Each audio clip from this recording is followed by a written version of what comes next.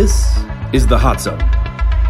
Engaging with the news in a whole new way, international war correspondent Chuck Holton brings insight into areas of crisis and lets you help those affected.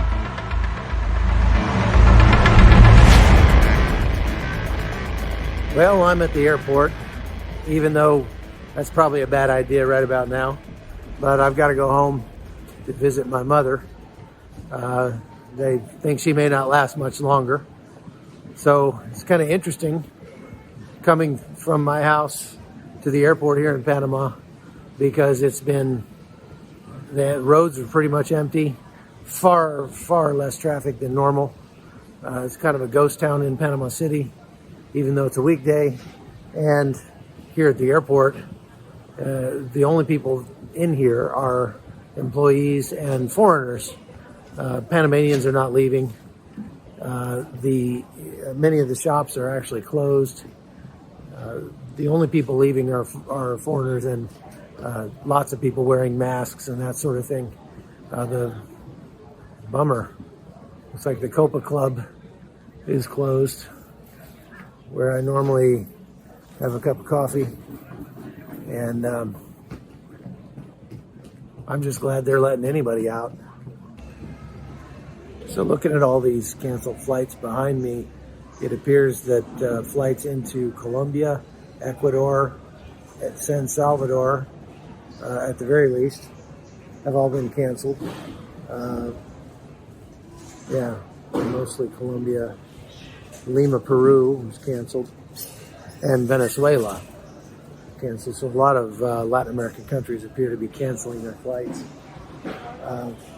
I heard that San Salvador canceled all flights into their country for 2 weeks, just closed the whole airport. That's pretty extreme. You know, it's interesting watching the news about all this, because so many countries are completely shutting their borders. They are sealing off their borders. The conversation for so long has been about that it's xenophobic, it's racist, et cetera, to keep anybody who wants to come into your country out. Well, now a lot of countries are rethinking that idea, thinking, hey, maybe it's not so racist to keep to try to keep this virus at bay. And there are lots of other viruses and diseases that have been brought in by illegal immigration or irregular immigration over the last several years. There have been, everything from scabies to, some people say, smallpox coming from this irregular migration into the United States. And so my big interest is, how is this going to affect the flow of migrants that we've seen recently from Syria into Turkey and across the Mediterranean Sea into Greece. So right now, there are still thousands of migrants who are stuck in Lesbos, the island in Greece, thousands of them, and overcrowded refugee camps, and it's been a big problem. There was a big fire at one of those refugee camps over the last, just a couple days ago, in which a small child was killed. Take a look at what that looked like.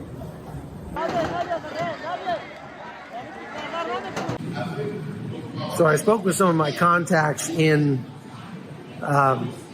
Guatemala yesterday, and apparently there's another migrant caravan that just crossed from Honduras into Guatemala. You would think with this big global pandemic that they would have maybe given it a rest for a week or two, but no, that's not the case. And Guatemala allowed them in. They say, not to worry, we had people check them for a temperature before we allowed them into our country. Well, since we now know that this virus can spread before you are symptomatic, that probably didn't do a whole lot. And the guy that I was talking to in Guatemala said that the people doing the testing were just lay people. They were not doctors or anything like that. so they probably really don't have any idea what they're doing. And those people are headed to the United States. Many of them are Haitians, he said. Much of this migration is continuing to happen illegally, even into Guatemala, into Mexico. They're not crossing through legal channels. They're not being vetted or tested in any way. Many of them don't even have passports. So that's interesting.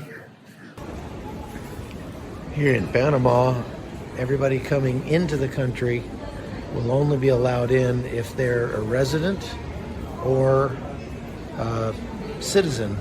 So no foreigners allowed into Panama, but I would imagine most of these guys are on layovers. Hey, so my flight's boarding behind me there, but they called me up to the desk and told me they're not going to let me on the flight because I've been in Europe in the last 2 weeks. And so CBP, Border Patrol, alerted United and told them not to let me on the flight because apparently I have to come through certain airports, and Houston isn't one of them. Dallas is, for some reason, one of them, and Newark is one of them, but Houston is not, even though just about every international flight from south of Houston goes through Houston.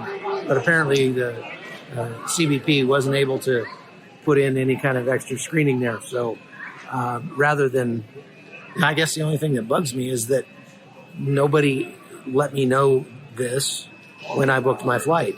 Like they could have just kept me from making that kind of reservation if they knew I couldn't do it. But I guess that's the way it works out.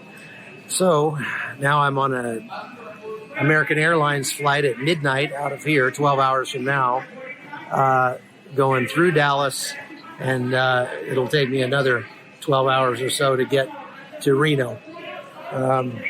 Just some of the fun of traveling just happens sometimes. That's what you get. The Hot Zone is produced by Amy Holton and Livefire Media. Copyright 2019.